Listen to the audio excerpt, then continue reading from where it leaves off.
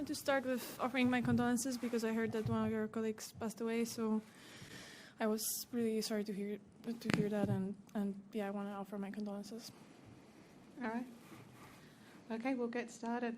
I'll start with the first question, then just raise your hand. Iga, a very tough battle and a big comeback. Just talk us through your thoughts, especially in that third set today.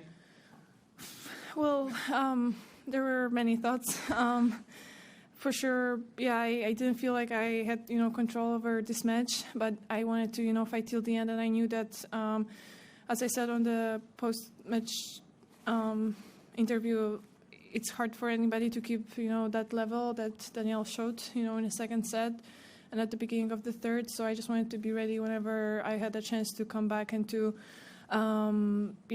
just play a little bit more because there weren't, many rallies. She really, she was really aggressive, and I wanted to do the same. But in second set, for sure, she showed better quality. So I'm happy that I was solid, and I just believed till the end. Okay, who'd like the first question? Back up there and then over there. Yep. Congratulations on the win. Thank you. What's your main takeaway from this? Are you sort of obviously thrilled that you came back, or do you sort of think in terms of ahead to the next match and what you need to improve? What is it you pinpoint that you need to improve to progress further? Well, I don't know if I can improve. I mean, I'll always try, but it's hard to know if you can actually improve something during only like 1 hour of practice that I'm gonna have tomorrow. So honestly, I feel like it's all about momentum, and she played really well. I mean, it's not like I'm kind of just explaining why I lost the set and I was in trouble, but I felt like she played really well, and I did everything I could, and I would say the same if I would lose. So for the next match, I'm just gonna kind of start from the beginning. It's another round, and yeah, fight no matter what. Okay, we'll go over here and then to Matt. Hi. I noticed that you were wearing headphones when you entered the arena today, and I was wondering what song you were listening to, and what artists you usually listen to before a match, and what you want the music to give you in that situation. Well, I was listening to the Rolling Stones, and I feel like when I'm really well focused, I'm kind of repeating the same song throughout the whole match, and I mean, it gives me energy, and I can kind of narrow my focus just to that song that I keep hearing and the technical stuff that I want to think about. So yeah, I don't like when my brain is kind of picking up the songs from the changeovers because every time it's a different one. So I want to keep hear the Rolling Stones.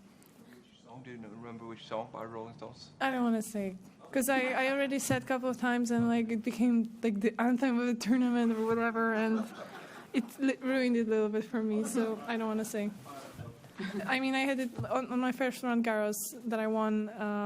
Welcome to the Jungle. Like, I couldn't even hear it ever again because of all this fuss that this song made. So yeah. Okay, we'll go Matt, then Nick, Ben, John. Matt?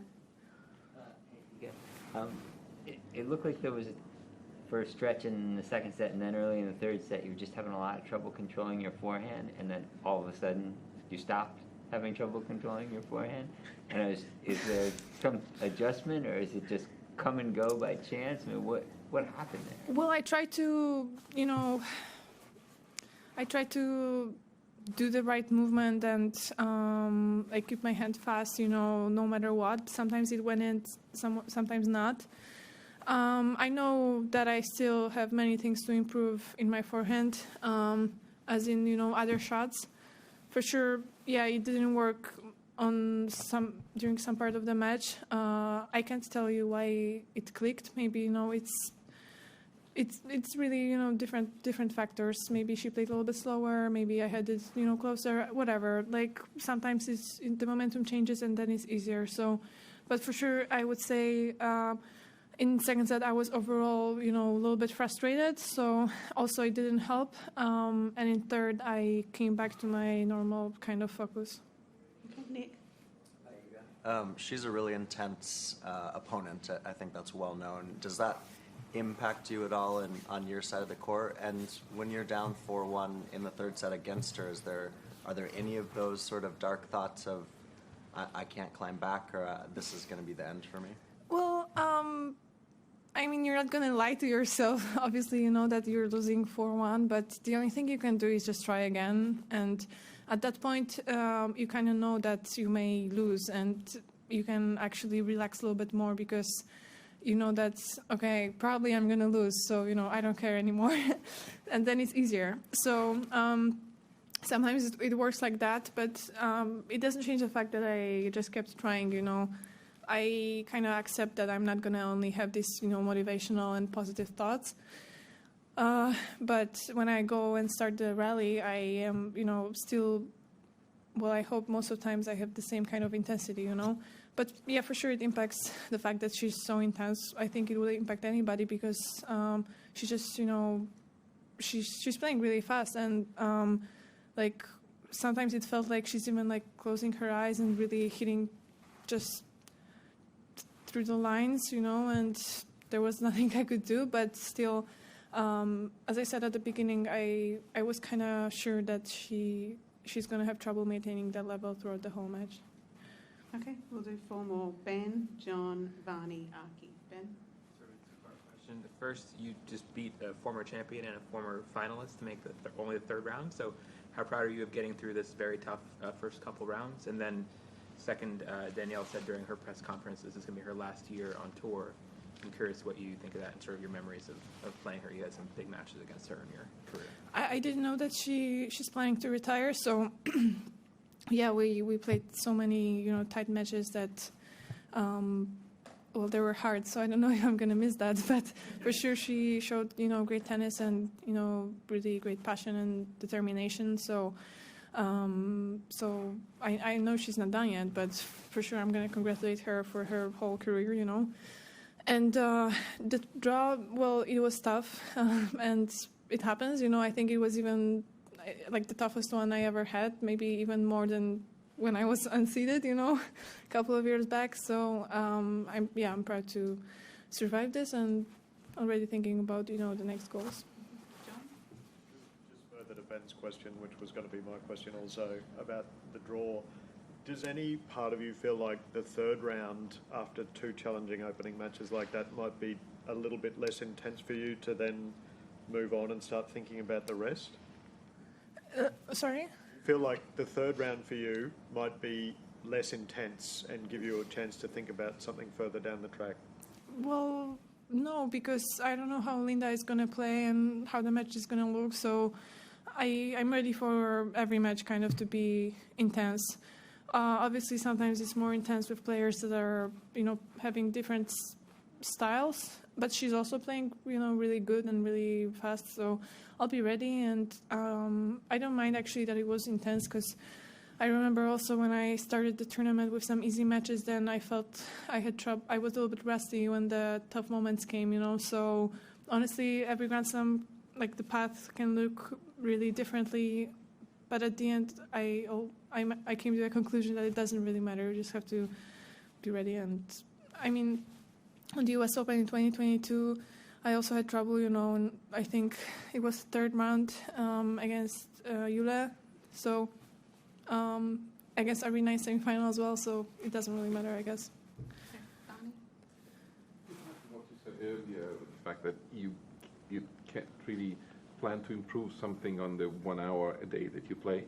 Is it, if you get to the beginning of a tournament and you realize that it's not the setup that you would like, do you just say, okay, this is it, I'm going to have to get to the end of the tournament this way, or you still can try or want to try to do something to get the improvement? I will always try, you know, and actually I'm usually wanting to try even too much, you know, and the team is like, you know, keep it easy, keep it like cool.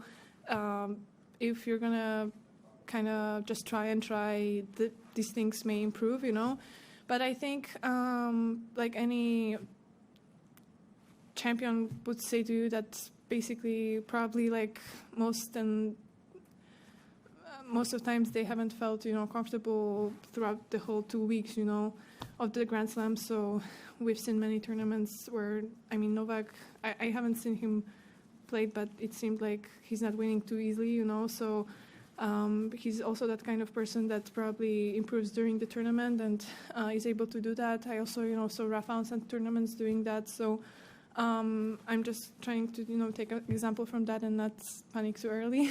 I also remember I also struggled a couple of times during Grand Slams on the first rounds, and then I won Roland Garros like that. I won US Open like that. So yeah, but I always try to improve it.